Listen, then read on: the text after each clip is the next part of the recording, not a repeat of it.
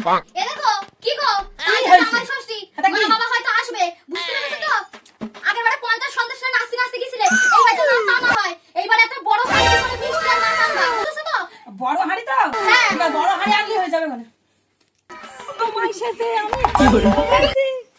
উপহার কি পাবো লিস্ট করেছি জমিয়ে খাবো আমি ইলিশ মাংস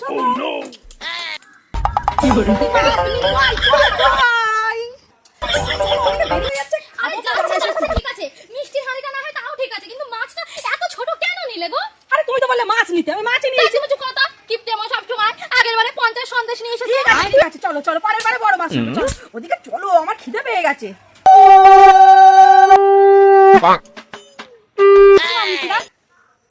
দাঁড়াও না হ্যাংলামো করছো কেন দিচ্ছে তো দাঁড়াও ও মামা তোমাদের জামাই দেখো সব কত বড় হাঁড়িতে করে মিষ্টি এনেছে ও তাই তো মশাই এই যে হাঁড়িটা নেন হালকা লাগতেছে কই দেখি দেখি